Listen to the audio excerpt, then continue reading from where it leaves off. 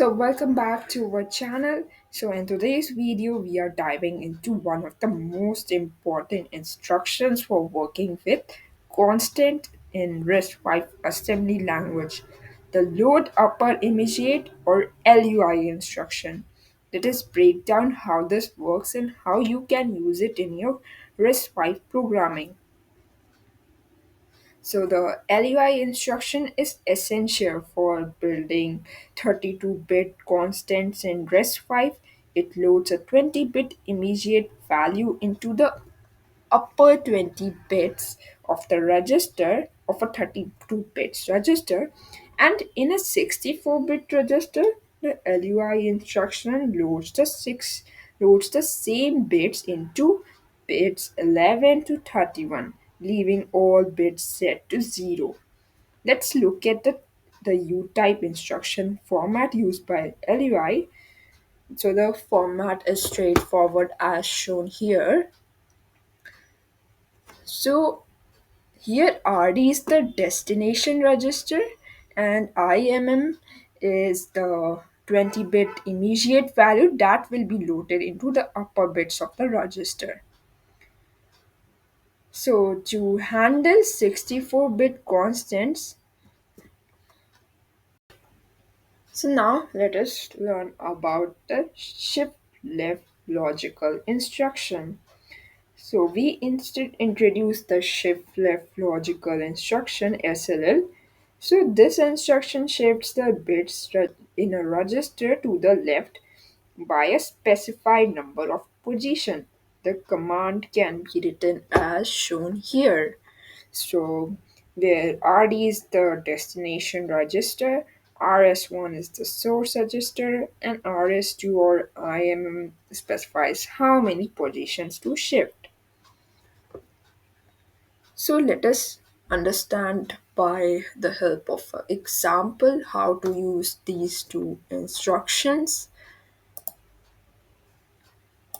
So here, so as you can see here, we have a assembly language program here, and this program is for RV64 architecture. So here we have to load this value into the register X5.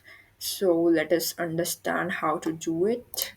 So first of all, let us see convert this hexadecimal number into the binary. In RISC-V, registers are used to hold data temporarily for various operations. However, loading a large 64-bit value directly into a register requires few steps, as the immediate field size is limited. Let us break down the process. Step 1.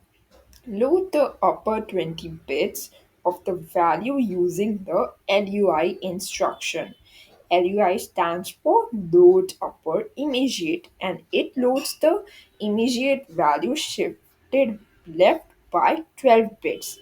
Here LUI x5 0x12345. So what does X means here? So it is a convention used for specifying the hexadecimal format numbers. So it loads the value 0x1234500. As you can see, last 12 bits are 0 and first 20 bits are filled with this number as shown here.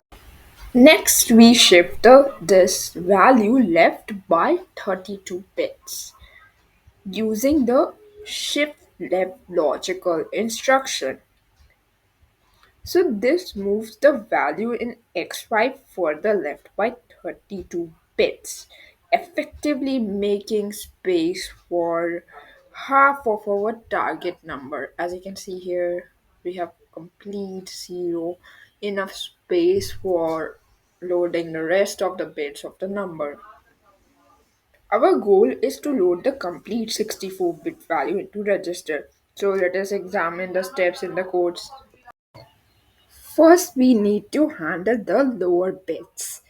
We use the addi instruction to load the lower immediate value 0x679 into register x6. This value represents the lower segment of our 64-bit number that we want to place in the final position. So now here's how the value of 0x679 is initially loaded into the x6. The rest of the bits remain 0, as only the lower bits are directly set by this operation. Next, we shift the value in x6 by 32 bits using the slli instruction. This operation moves our lower data to the correct position within the 64-bit register space. After shifting, x6 now holds 0x679 in the correct higher bits and the lower bits are set to 0. This prepares x6 to be combined within the upper half already in x5.